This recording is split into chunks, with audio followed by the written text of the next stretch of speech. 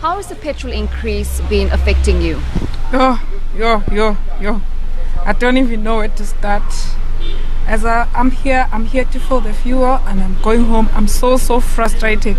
I used to go home like with 700 rand and would come back maybe fill up about 300 rand, but now it's really bad. I'm coming from Durban to Eastern Cape and I'm so frustrated. I don't even know if I'll get home because it's not even up to the last bar.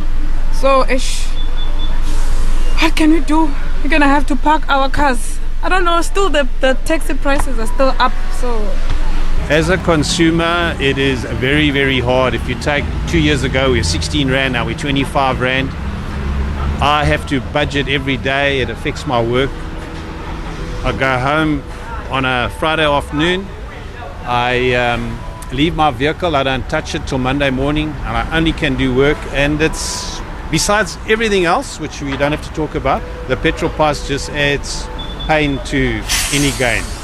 And you know, when the petrol price increases, so many other things also increase. You have your own business. Where did you have to cut corners to make ends meet? Entertainment, going out, shopping, trying to have fun, that's all zeroed now at the moment. It's more of a survival. And I'm a pensioner, and it's even worse off in that situation. Well, for more, let's bring Professor Peter Baur from the School of Economics at the University of Johannesburg as we look at South Africa's rising inflation amid fuel hikes, avian flu, and interest rates at large. Prof, good afternoon. Thank you for your time with us here on the SABC. Good afternoon. Thank you very much for inviting me today. Perhaps for those who've just tuned in, you could help us understand or help us see how you would categorize South Africa's current inflation outlook as we speak. Well, with the very high interest rates, we've been trying to at least bring inflation down to within manageable space. So we're sitting at about 4.5% currently at the current inflation rate. But additional pressures like this, such as an increase in petrol prices, the avian flu, this is all going to actually have a massive impact on both the consumer market, and it's going to impact again on producers' production prices. And so, yeah, we can definitely expect inflation to go back up again. And the big question is, how is the Reserve Bank going to actually manage this? That's going to be the real big question. Well, that was actually my next question, because given the factors impeding growth at this point as well, how do we turn the tide, ensure that the situation does not deteriorate? And really, what is the role of the Reserve Bank in lessening the high cost of living as we speak then? Absolutely. The Reserve Bank's key function is to protect the value of the rand. They've really got to take steps to not only protect the value of the rand by reducing the inflation, it's like protecting the entire financial market at the same time. And over and beyond this, we have to protect our exchange rates too. So, and we know that the rand is taking a large knock. We were almost at 19, almost 20 rand to a US dollar. And so we need to take very stringent measures to keep us within the inflation targets. Obviously, an increase in interest rates is going to have a very serious impact on both the credit lending, so producers get affected, but also households. And households are currently experiencing a huge amount of stress given the high interest rates, cost of debt, cost of loans, cost of bonds, is all affecting them quite strongly right now. And given that, if you have now an increase in the petrol price, then you obviously going to see households put under more pressure as well. I wanted to look at some of those knock-on effects, which, as you alluded to, is impacted by the petrol price, avian flu, but there's also load shedding.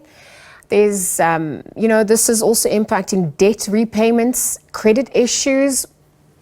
What does this mean for South Africans on the ground? This means that South Africans, especially within households, are going to be taking a very, very serious knock now. If we take a look at our business confidence and our consumer confidence, we're approaching that towards the end of the year. Now, normally at this stage, we start seeing business confidence and consumer confidence increasing slightly. However, consumer confidence is still very, very low. We're still in the negatives. Yet there's a slight improvement there, but again, that's leaning more towards the end of the year. And the same we can say for producers, also quite negative.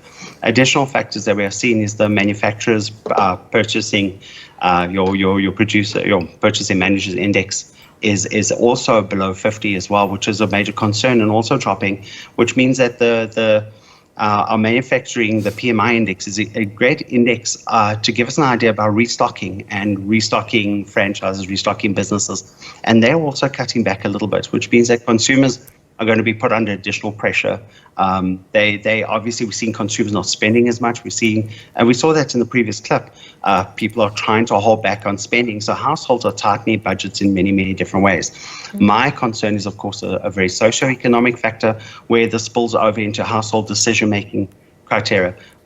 Where do we redistribute our income to? Is it going to be towards food, or are we going to spend it on education? Food prices are naturally increasing. So we're possibly going to see that households are also going to change the way in which they are going to be spending their spending patterns within their constraints, and that's going to have a very serious knock-on effect as well for your household. No, absolutely. Just very quickly, perhaps as we look at the geopolitical landscape and the impact that is having on a macro level, what's also coming to the fore as we speak?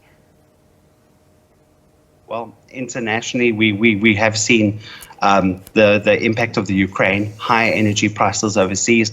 Many of the European economies, American economies, they're struggling very much to survive. Countries like Germany, for example, one of South Africa's largest trade partners, is actually taking a large sort of, so I would say, knockoff effect. They're slowing down greatly. That's obviously going to impact on our trade. And then, of course, we've seen what is also happening in the United States. They're one of our largest trade partners too. And so what is happening over there, the high energy costs, the inflation, much of that we've imported into the country, but it's also impacting, for example, the relationship shall we say, the relationship between South Africa and many of the other countries has obviously been impacted a little bit with the Ukraine crisis. And so we're very much in the moment on debate. For example, in America, the GO agreement, which is a favorable trade of terms agreement between us and the United States, has been questioned recently, apparently in Senate. We're also seeing the relationship between us and obviously our other trade countries where high energy costs have impacted quite negatively on their ability to import goods, and so our export trade is under severe strain, and that's a large income for South Africa that we so desperately need.